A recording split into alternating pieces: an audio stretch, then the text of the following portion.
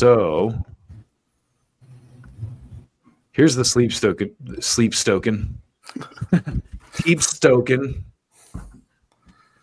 sleep token story is basically that. So this is from their Instagram, and Joey, I just kind of grabbed it. The article you sent me basically took most of this from their Instagram. But this is Sleep Token is touring right now, and this is in Europe.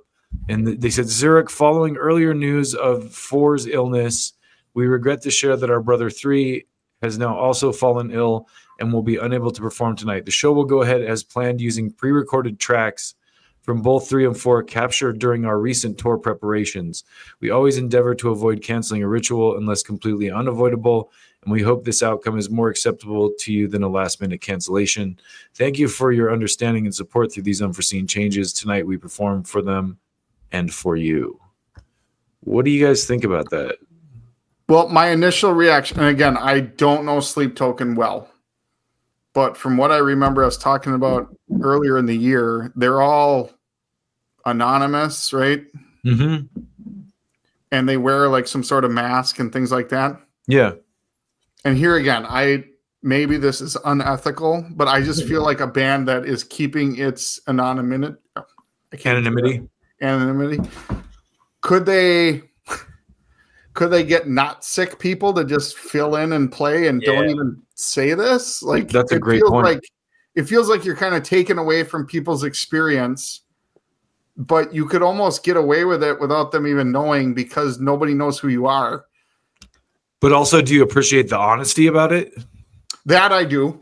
But if I was going to this show, why even say anything? Yeah, their whole thing is they're mysterious, right? Yeah. I would be disappointed to know like two main members are not going to be actually playing music. I don't know. It just feels weird to me. Yeah, I heard 3, 4 in the Ritual, and I was a little confused. The Ritual is what they call their show. Yeah, because you know they're all dressed as like cult members and stuff. But yeah, that is a good point. Why not just not say anything and do the show with the backing tracks and have some stand-ins, like paint put the roadie in a costume and pay him for the night. Well, but to your point, I mean, I do admire the honesty. It just feels like it's not a full show, and it could be because nobody knows who they are anyways. Like, play the backing tracks and just have some people dressed up. I always thought that was the coolest thing about like a band like Kiss or Slipknot is it's like the band never ages really because you never see their actual face. Even Paul Stanley said this. He's like, those characters we created will live on beyond us. Like the avatars of Kiss will live beyond Gene Simmons and I, and Peter Criss and Ace Frehley.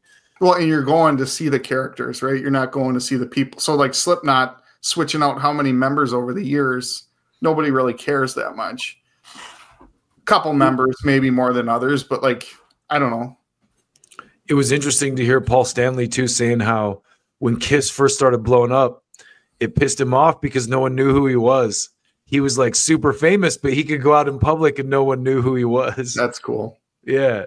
It wasn't cool for him. He was kind of like, I was kind of upset about it. I was like, yo, I'm from Kiss. I'm from the biggest band in the world. No one knows who I am.